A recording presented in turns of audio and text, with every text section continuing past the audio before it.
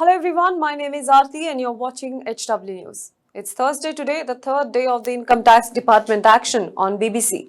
It started on Tuesday, 14th of February, and now for more than 60 hours, the Income Tax Department survey continues at BBC India's Delhi and Mumbai office. At the BBC's office in Mumbai, Santacruz, the IT officials are present inside the office premises for the third day and the assessment of accounts is going on.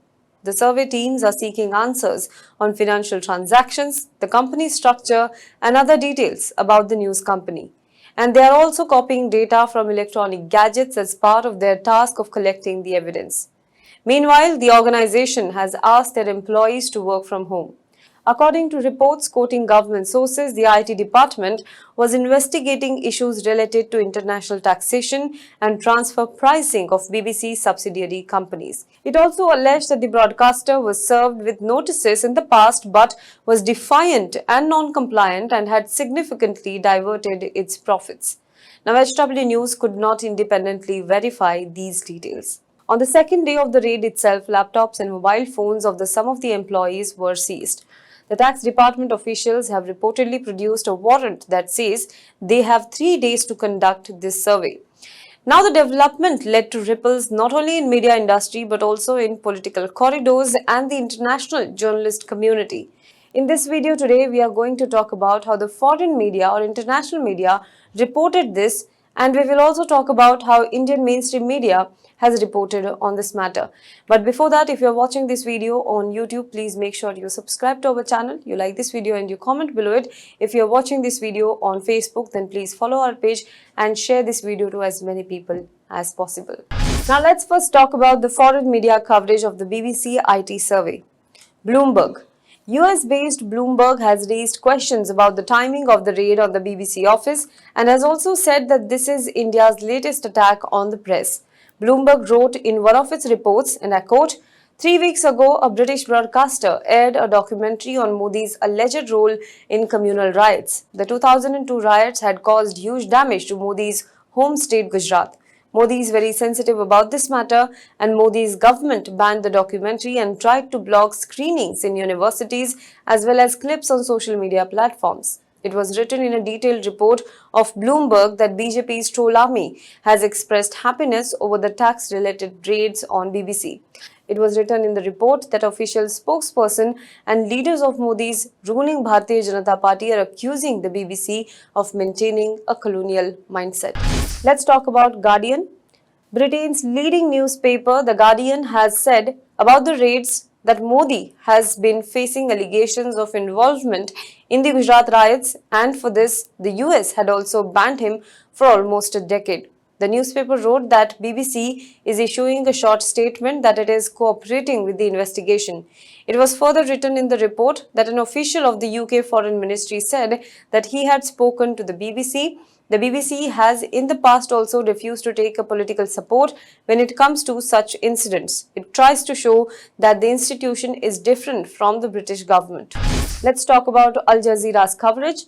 Qatar-based Al Jazeera carried a report titled Income Tax Raid on BBC Offices amid controversy over documentary on Modi. Al Jazeera wrote in its report that the government's efforts to stop the dissemination of the documentary on YouTube and Twitter have created a political crisis for Prime Minister Modi ahead of the 2024 general elections. The authorities have also tried to stop the screening of the documentary in collaboration with the police in New Delhi. The police have also arrested these students who have gathered for the screenings. The police have also arrested the students who had gathered for the screening.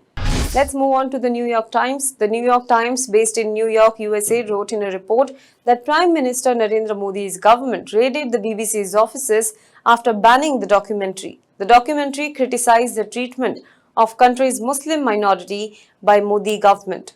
The New York Times wrote, under Modi's rule, Indian authorities have often conducted such raids against independent media organizations, human rights groups, and think tanks. Activists of these organizations say that this is an attempt by the Indian government to suppress their voices by targeting their sources of funding. Human rights groups have repeatedly expressed concerns about the declining freedom of the press in the country. Journalists and activists in India would have been put in jail for a long time. Let's talk about how the news agency AP, that is Associated Press, reported this matter. US-based news agency AP, also known as Associated Press, has also written that the income tax raid has been linked to the BBC documentary. AP wrote in one of its reports that many MPs of Modi's party have called the documentary an attack on the sovereignty of the country.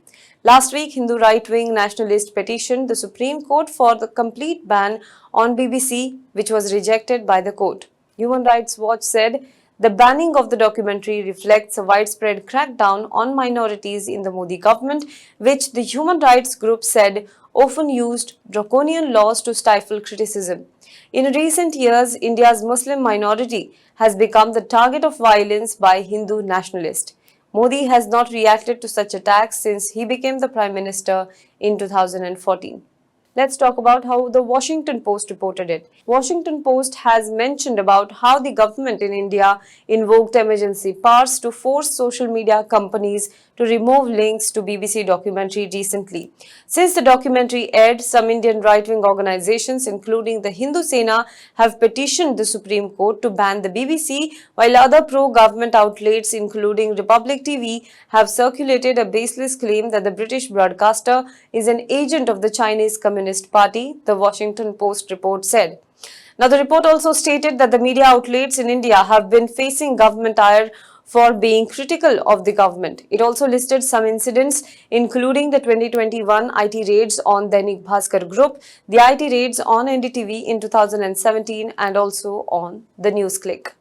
Let's talk about the next media outlet, which is The Independent. In its report, The Independent has stated about how Modi's government has in the past been accused of rights organization of using allegations of financial misconduct to target its critics, including NGOs, journalists, news organizations and politicians. It has also mentioned about Supreme Court dismissing a petition to challenge the findings of a special investigation team report on the Gujarat riots, which had cleared Modi as well as 62 other senior government officials. The report, quoting opposition parties in India, has also mentioned about recent fraud allegations against business tycoon Gautam Adani and how government in India was focusing on media instead of probing the Adani case. Now, the CNN also noted that the raids have raised fears of censorship in India. Apart from this, several international journalist unions and associations also have extended their support to BBC. New York-based independent non-profit organization Committee to Protect Journalists, also known as CPJ, has urged the Indian government to stop harassing journalists. Its Asia program coordinator Bailey Yee said, and I quote, that the raid on Indian offices of the BBC in the wake of the documentary critical of PM Modi is like intimidating the BBC. Indian authorities have used tax investigations as a pretext to target India's media outlets in the past. The authorities should stop harassing BBC employees. France's Reporters Without Borders tweeted, and I quote, the raids by income tax officials on the BBC's offices in India 3 weeks after the documentary on Narendra Modi shows a welcome revenge. We condemn these attempts to silence any criticism of the government of India. Amnesty International, on the other hand, in a statement said that these raids are a gross affront to freedom of expression. Indian officials are trying to harass and intimidate the BBC over its coverage critical of the ruling Bharatiya Janata Party.